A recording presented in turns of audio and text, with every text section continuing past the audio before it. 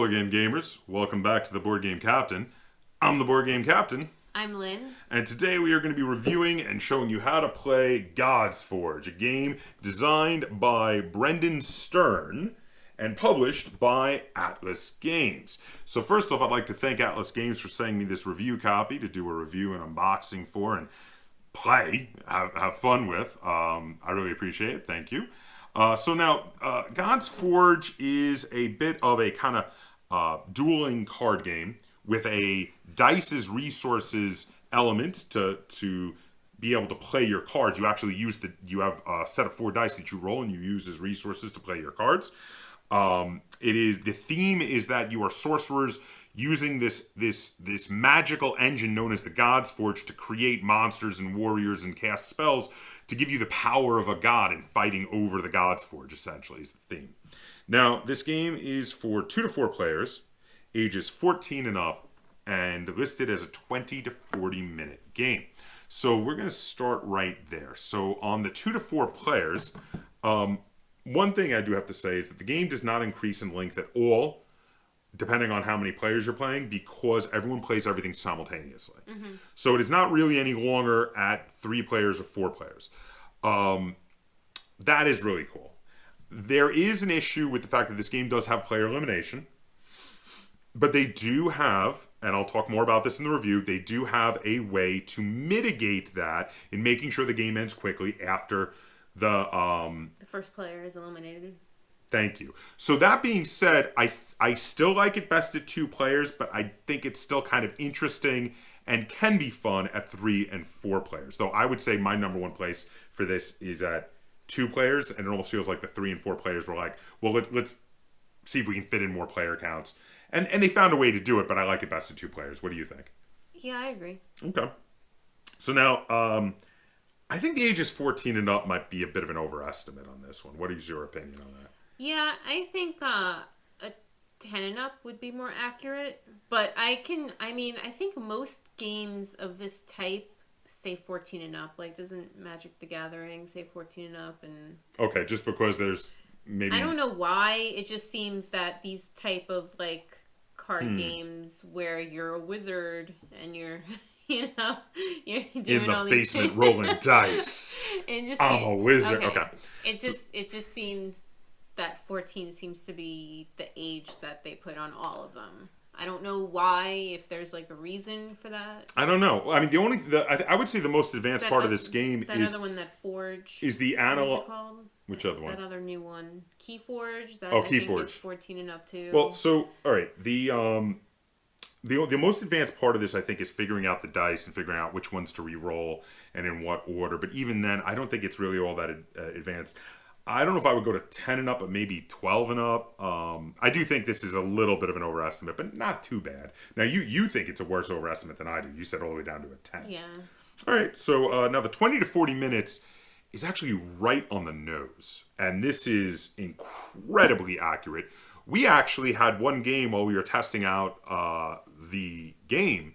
We had one game of this go at 18 minutes, which that was a very fast game. You had like the most aggressive hand possible and like wiped me out in really short order. But this is not an underestimate at all. This is a fairly quick game. We had one game where we had a lot of defensive cards and we had a lot of shields up, but even then it didn't go longer than 40 minutes. No.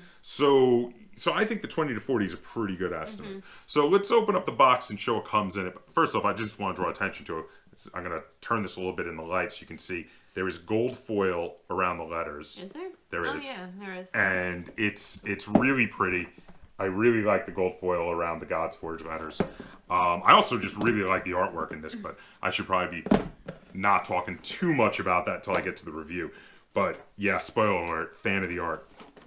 Okay, so the first thing we have here is we have the board. Now the board is mostly a placeholder in the center of the table. It has a spot for the deck. It has a spot to put your stones. And other than that, it's really just a life tracker. But, I mean, as a life tracker, it works fairly well. I mean, there are other ways they could have done this, but this board is fairly nice for its purpose. Works pretty well as a life tracker.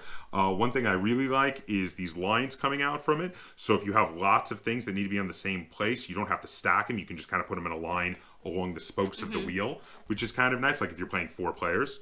Then we've got these plastic discs. These are for keeping track of your life points. I'm just going to show you the bag, actually, because they're just some nice little round plastic discs. They got a little bit of a slight metallic shimmer to them. And then in the same manner, we have dice, again, of the same colors, because they're for each of the players. Now, Lynn is a big fan of the colors of these dice, because she loves these, like, bright neon colors here. Let me show you some of these. Well, I think I like that I'm rolling the dice. They're not the standard colors that you seem to get in like 9 out of 10 games, where it's like, who wants to be red, who wants to be blue, who wants to be, you know. In this one, it's like yellow with a greenish tinge, teal, a pinkish reddish, and a purple, which I love that they put in purple, because I do like to be purple when there's purple available. The next thing we have is these gold stones, which are very important in the game. They're the same kind of, I guess, mold that you see a lot of these in a lot of games now, that they use these as counters, but they change the colors up. So in this case, they're gold. The first time I think we ever saw these, and we've talked about it before, the first time I think we ever saw these was Ascension. They had gems like this, but they were red and... like whitish clear. Then we have the cards. Now, these are a slick kind of finish, which Lynn likes. Yes, these cards are very nice to shuffle. I prefer them to the linen finish because they're easier to shuffle.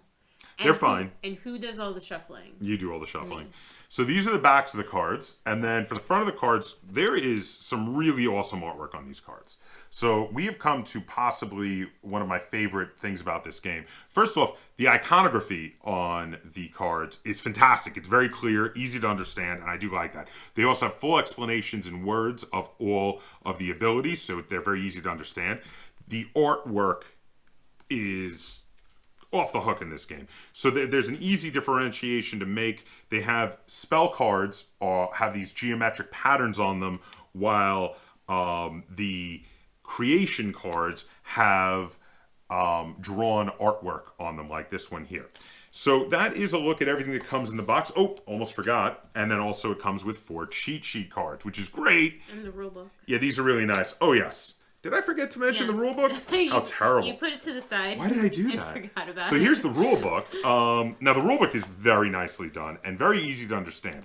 It's full of lots of diagrams, lots of pictures. It's not very long at all. The totality of the rules are 10.5 pages. And then a cheat sheet on the back, which is in addition to the fact that there are cheat sheet cards. I think I read this rulebook in about 15 minutes. I was through it pretty quickly, and then we were up and ready to play. I already had to read it once, and we were good to go. So, big thumbs up on the rulebook. So, let's go to the table, and we're going to run you through a few turns to show you how this game plays. And then we're going to come back, and we're going to talk about how this game feels, and we're going to rate it and review it. Okay, so here you can see a game of Godsforge set up for 2 players. There's not a whole lot of setup with this game. All you really need to do is shuffle up the deck and put it on the board. Put all of the stones on the board here. Put your, depending on how many players you're playing, your starting score markers where the starting score is for the number of players. At 2 players, your starting life total is 30. At 3 players, it's 25, and at 4 players, it's only 20 each. You also have to get the 4 dice of your color that you need, so I'm playing purple, and Lynn? I'm playing this teal color. And then we have 1 extra die for there's a particular item that comes up that'll give you an extra die, and that one is black, because the other 2 possible colors, again, are yellow and this kind of pinkish reddish, maybe coral? Yeah. Coral? Salmon? Salmon? I don't know. Okay, you had the giant box of crayons. I didn't have the giant box of crayons. It had the sharpener on the back and everything. So, your starting hand size is 4 cards. 1, 2, 3, and 4 for me.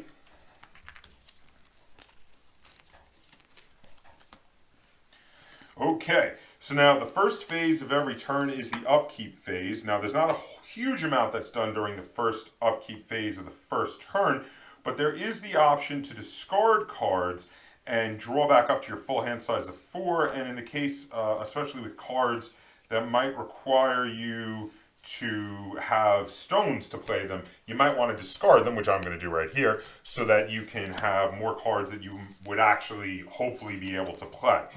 So once you do that, the next thing you would do, again, is draw up to your full 4 cards, check if there are any effects that happen to each upkeep, and then you're going to move on to the Forge roll phase, where we're going to take our dice, and we're going to roll them, and we're looking for the numbers that we need to play our cards. 6s and 1s are special. They're extra special for certain cards, and we're going to have a look here and see what we can do. Interesting. Now we get 2 possible re-rolls, and 1s are very special because Lynn got a 1 over there. That can be turned into anything when it's time to actually play the cards, which is really, really cool. So I'm gonna re-roll the 3. Oh, I got a 1. That's awesome. Let's see. Okay, so then what we're looking for is, again, with our 2 rerolls, and you can sometimes spend your stones to adjust dice up and down in the next phase, we're looking, what card can we play? What can we do? I'm going to play this card here. So now we move on to the reveal phase, and in the reveal phase, we flip them up and show what we got. Lynn, what did you get? I get the Veilstone Beacon. Okay, now show the camera the Veilstone Beacon so they can see it, so we can point it out. So the Veilstone Beacon costs a 3, a 4, and a 5 die. It has a reveal ability which says you gain 3 stones as soon as you play it, and then it has each upkeep phase you gain 1 of the stones, which is actually really pretty awesome. It doesn't do attack or defense, but it's still pretty great. So the 1 I'm going to change to a 3. Okay. And then I rolled a 4 and a 5. And then the 6. And a 6, I'm going to get a stone. Now, yeah, 6s are really great because they can be used towards large numbers, or they can be used just to get you a stone, which is pretty great. So my card I got is the Spawn of Flame. Now, the Spawn of Flame only costs a 2, but then he has the ability, in addition to being a 2-attack creation, he has the ability here that when he gets revealed, I can play another card. Normally, you can only play 1 card per turn. Okay, so I have a 2. I use the 2 to play him, and then the other cards, which I just had to check because I had the numbers right before, which I have a 5, a 6, and a 1. I'm going to turn the 1 into a 6. And I'm going to play the Celestine Shield, which needs... Now, the Celestine Shield needs an 11 plus total, and you can use multiple dice to make that. You can use multiple dice to make any numbers. It needs a 5 directly. And when it comes into play, you gain a stone. And each upkeep phase, you gain a stone. And it gives you 2 armor, which allows you to prevent 2 damage to yourself, and you can pay a stone for an extra 2 armor. So there we go. That is my 2 6s for the 11 plus, my 5 for the 5. And then we are done with our reveal phase. So during the attack phase, Lynn has no attack coming at me. I have 2 attack coming at her, and she has nothing to defend. So you will be taking 2 damage, correct? Mm-hmm. Okay, so now we move right on to the next upkeep phase. During the upkeep phase, I gain a stone. Oh, so do I. Because of, for me, the Celestine Shield, and for you, the, what is it called? Veilstone Beacon. Mm-hmm. And we can discard cards and draw up to our, you can discard up to 2 cards and draw up to your total maximum size hand limit, which normally is 4, but some cards can increase. Then we're going to move on and roll our dice. Ooh, I got 2 1s. Whew, I'm on fire. Wish I did this good when we were playing before and testing out the game. So I'm going to put this card down face down, and you've got 1 too. Mm-hmm. All right, I didn't do any re-rolls. I got the 2 1s. I didn't really need to. All right, let's reveal them. Okay, and I have the Malachite Manticore, which requires 3 numbers in a row, like a straight, like a 2 3 4 or a 3 4 5, and a 2. Now I'm going to turn my 1s into a 3 and a 5. That, along with the 4, makes a 3 4 5 for that, and I had a 2. So that allows me to play the Malachite Manticore. What did you have? I have a spell. It's Banish. It requires 2 even and 2 odd. And you've got it. I gain a stone, and after it's revealed, I can destroy any creation. Oh. So I'm going to destroy... The Malachite Manticore? He was pretty amazing. I understand. Okay, so now we go on to the attack phase. At the end of the turn, of course, Lynn will discard that. It's just a spell. It's only ever out for the one turn.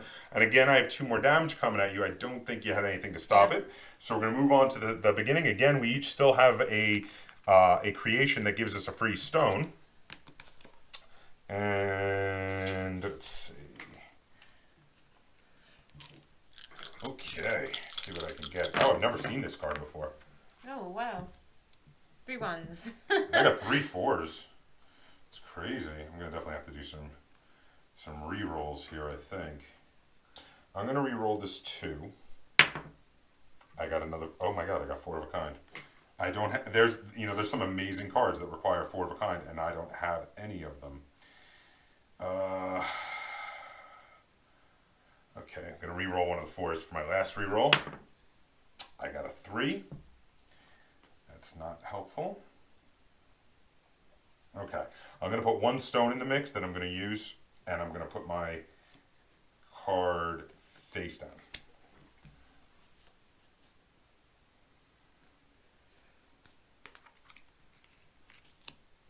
Okay, you ready? Yes. All right, so let's reveal our cards. So I am playing the Channel Veilstones, which when it's revealed, I will get to play another card this round, and I gain 2 stones, so I'm going to gain 2 of the stones.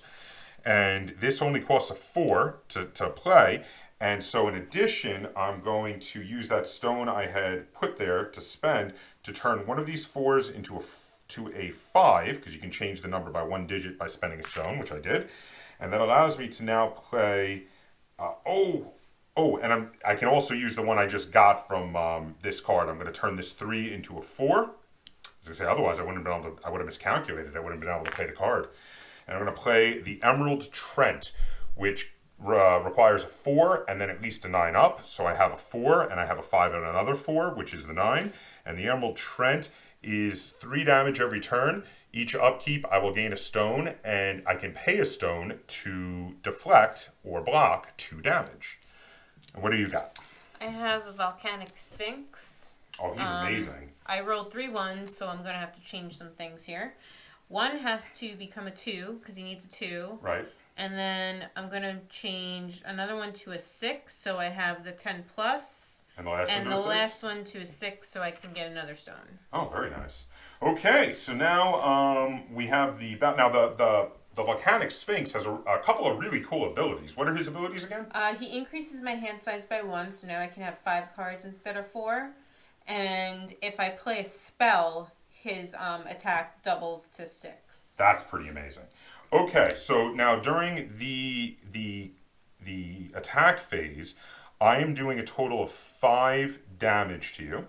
Okay, you're closer. And you still have nothing to defend. I didn't realize. So 1, 2, 3, 4, 5, and then you have what, 3 coming at me? Yes. But I have defensive 2, so it's only going to be 1 because I can block 2 of it with the Celestine Shield. So now we go back and draw up. Don't forget that we still each have the creations that give us our free stone. Ooh, I got a 6. Nice. I've never played this card before. It didn't even come up in either of our test games, so I'm kind of excited to play it now. Not a big deal. Gotta reroll 2.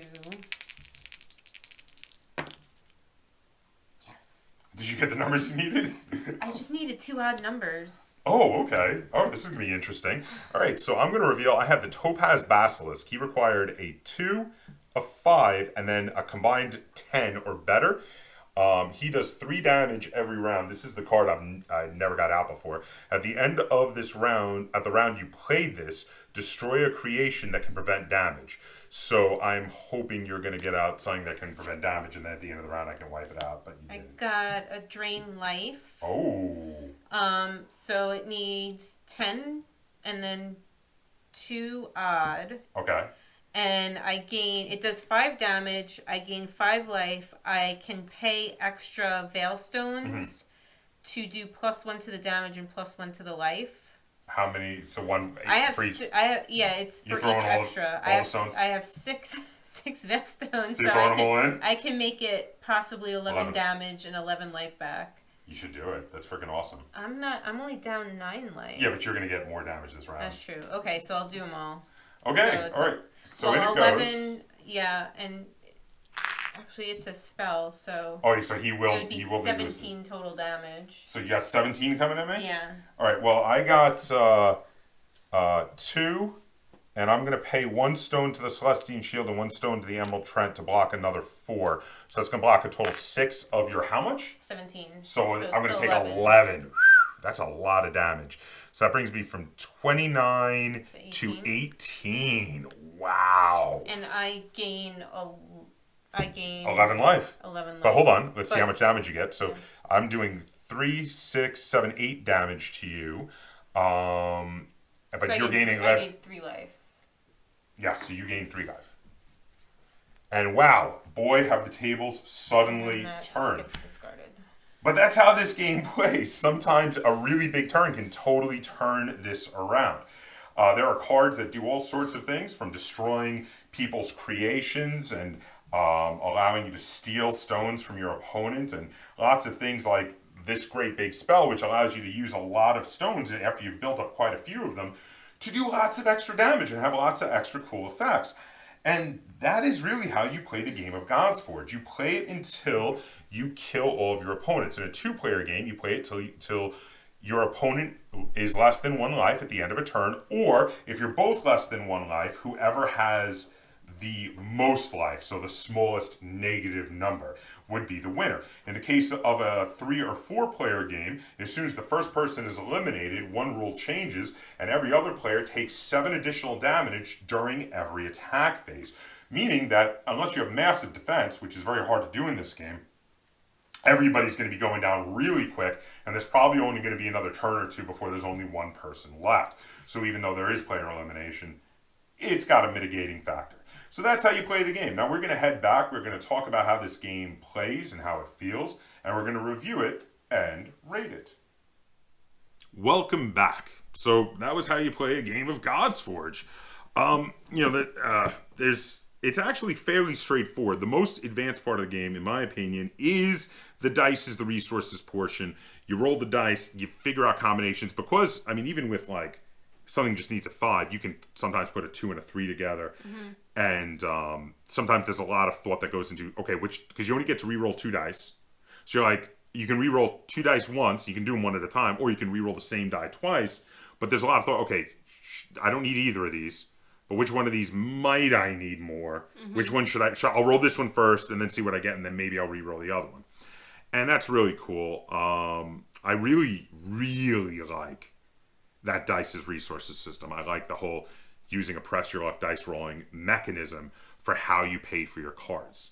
I also like that slowly as the game goes, you build up the stones, and the stones can be used to change dice by 1 digit, so that later on in the game, as you've been building up your number of stones, you suddenly have a hell of a lot more control, because you can use multiple stones to change a die by multiple digits. You have a lot more control over how the dice play. What do you think about that system? I mean,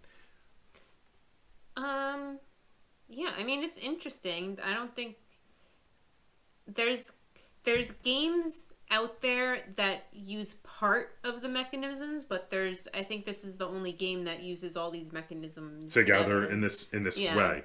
Yeah, because the combat is very simple. The combat is like, okay, I add up how much damage I do. It's almost like an engine building thing. I play the cards into my engine. This is how much damage I do. I reduce how much damage you stop by your shield symbols, and you take that damage. They don't do damage to each other. You have to play a card that actually says it's going to destroy a creation. Yeah. So what are some negatives about this game? What can we say negative?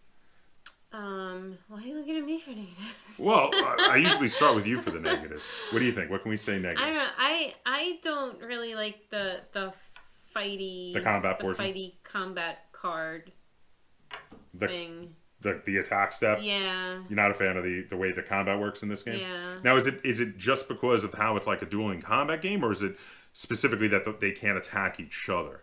No, I didn't really like Keyforge. I don't. It's just. Are you just getting over? You're over the dueling games? Yeah. Okay, so that's not really about this game then. No. So it's just that's just you. That's your personal preference right now. You're feeling a little played out on the dueling games. Yeah. Okay, that's fair. But that's not really a negative about this game. No. Okay.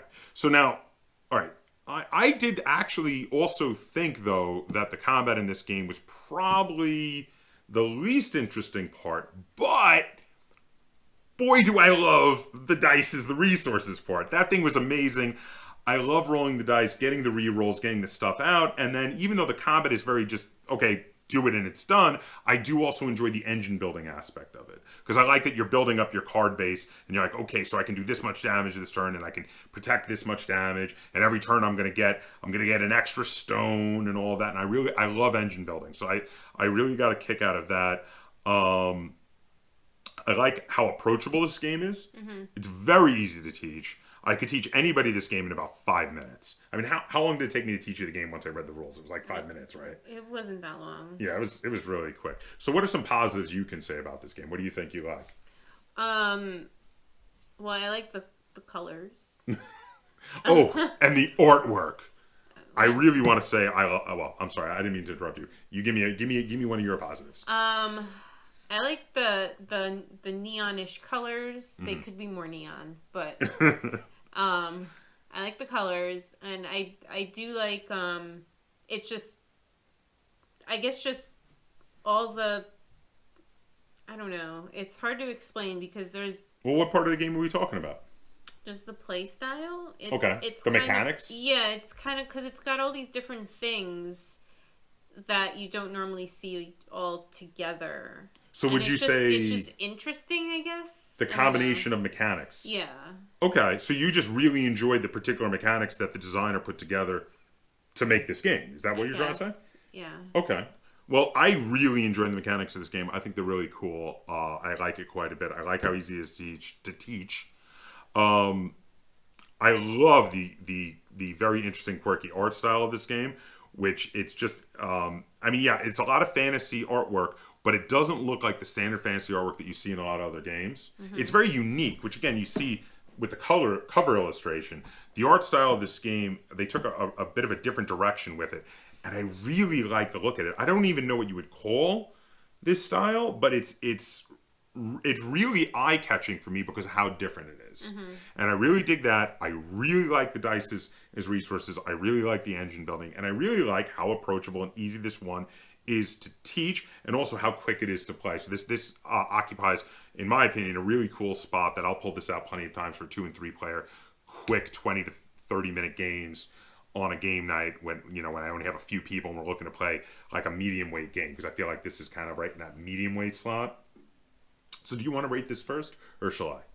I'll go first. Okay, so how many stars out of 10 do you give to Godsforge? I'm going to give it 6. Okay, so now 6 is you like it, but you got to be in the mood to play it. Yeah, it's just the, play this card, it does this much damage to you. It just doesn't really do anything for me, yeah. Okay, so that's just that, because you used to play a lot of games like that and enjoy them, but is that just you're being played out on that style of game? Yeah. All right, so it's not you're not really condemning the game for it. That's just your personal preference, that you feel like we have too many games that do that. Yeah, if it wasn't like a life track and it was like a victory counter and it was the opposite, like you started at like 0 and your things gave you points, then I would be higher. It's literally but that's the exact same thing. I know, and I know. Believe me, I know.